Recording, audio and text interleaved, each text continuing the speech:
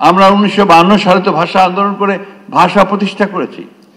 আমরা তো 69 সালে একটা বড় ছাত্র জনতার অভ্যুত্থানের মধ্য দিয়ে সেদিনকার সেই শাসককে সরাতে পেরেছিলাম।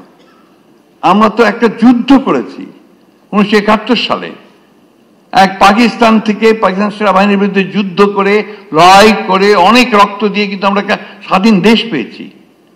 তো সেই জায়গায় আজকে কেন আমরা পারবো না এতগুলো রক্তপাত, এত ত্যাগ স্বীকারের পরে সকলকে নিয়ে সমবেত প্রচেষ্টায় আমরা একটা গণতান্ত্রিক একটা বাংলাদেশ নির্মাণ করতে?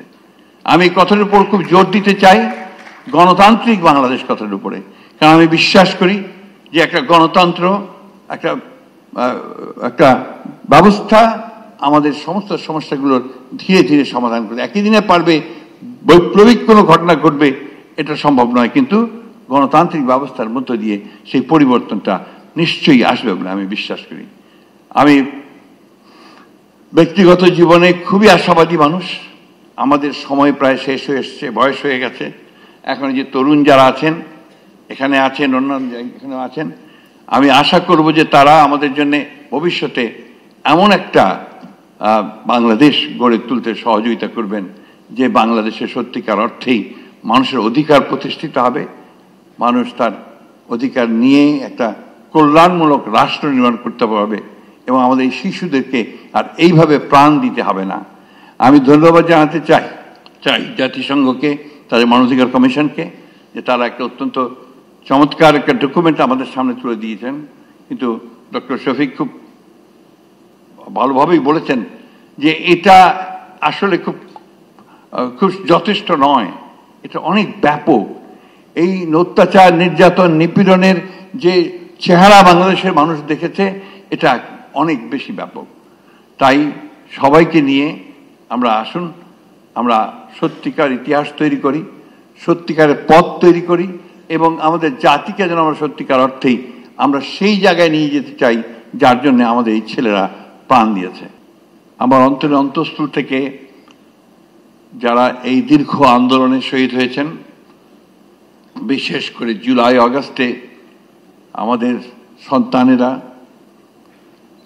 যারা শহীদ হয়েছেন তাদের প্রতি এবং তাদের সঙ্গে যারা আহত হয়েছেন, যারা অঙ্গহানি হয়েছে যাদের, তাদের সকলের প্রতি আমার শ্রদ্ধা জানাচ্ছি এবং আমার দলের পক্ষ থেকেও তাদের প্রতি আমি শ্রদ্ধা নিবেদন করছি।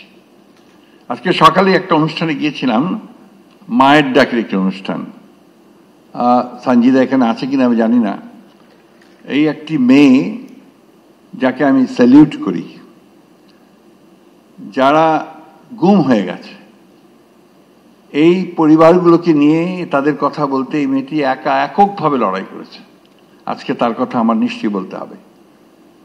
হুমার কথা বলতে চাই এই জন্যে যে জাতিসংঘের আমরা যখনই কোনো নির্যাতনের শিকার হয়েছি, যখনই আমাদের কেউ গ্রেফতার হয়েছে, যখনই শারীরিকভাবে নির্যাতিত হয়েছে, আমরা কিন্তু জাতিসংঘের অফিস থেকে ছুটে গেছি এবং আমরা সেখানে যাকে পেয়েছি, হুমাকে পেয়েছি। হুমা সবসময় আমাদের সঙ্গে সেই সহযোগিতাটা করেছে।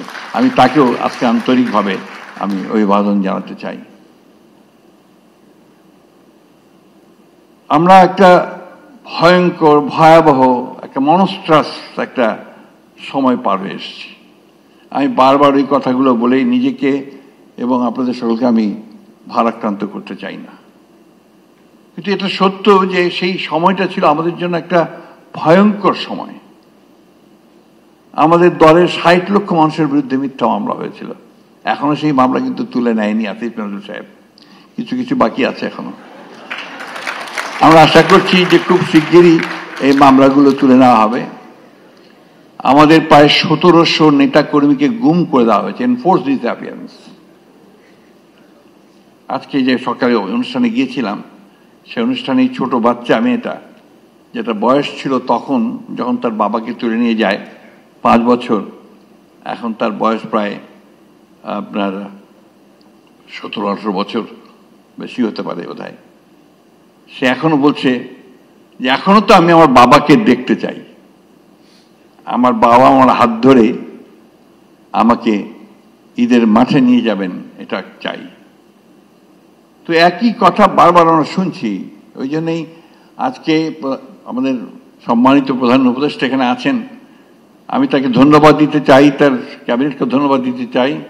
অনেকেই আমরা বিভিন্নভাবে কথা বলি, কিন্তু আসলে একটা বছর খুব বড় সময় না।